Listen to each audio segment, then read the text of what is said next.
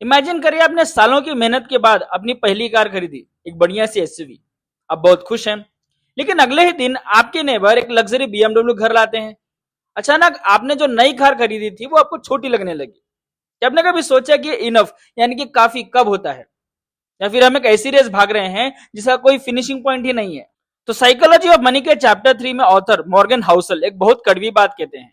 दुनिया का सबसे मुश्किल फाइनेंशियल स्किल पैसे कमाना नहीं है, बल्कि अपने गोल पोस्ट को मूविंग होने से रोकना है। इंडिया में हम बचपन से ही कंपैरिजन की दुनिया में रहते हैं।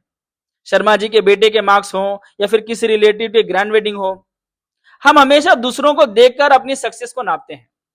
लेकिन सच तो यह है कि हम सोशल कंपैरिजन के दीवार है जिसका कोई अंत ही नहीं है। एक रियल लाइफ एग्जांपल ले लेते हैं। मान लीजिए बेंगलुरु में एक सॉफ्टवेयर इंजीनियर है जिसका पैकेज 50 लाख है। वो इंडिया के टॉप 1% में आते हैं।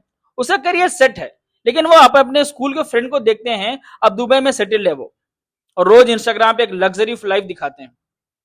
उस दिखावे की रेस में आगे निकलने के लिए ये इंजीनियर अपनी क्या करते हैं, सारी सेविंग्स को रिस्की क्रिप्टो में, हेवी लोन्स में झोंक देते हैं।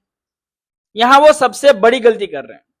वो उस चीज को रिस्क कर रहे हैं जो उसके पास है और जिसकी उसको जरूरत है, सिर्फ उस चीज के लिए जिसकी उसको जरूरत ही नहीं है।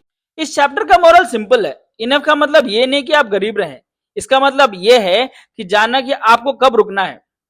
अगर आपकी एक्सपेक्टेशन आपकी कामयाबी से ज्यादा तेज भागेंगे तो आप कभी अमीर फील नहीं करेंगे, चाहे आपके पास कितने भी करोड़ क्यों ना आ जाए।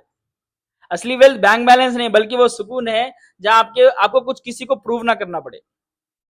तो आप मुझे कमेंट्स में पूरी ऑनेस्टी से बताइए, ऐसी कौन सी चीज है आपके लिए सिर्फ अपने लिए खरीदी है, बस दिखावे के लिए नहीं।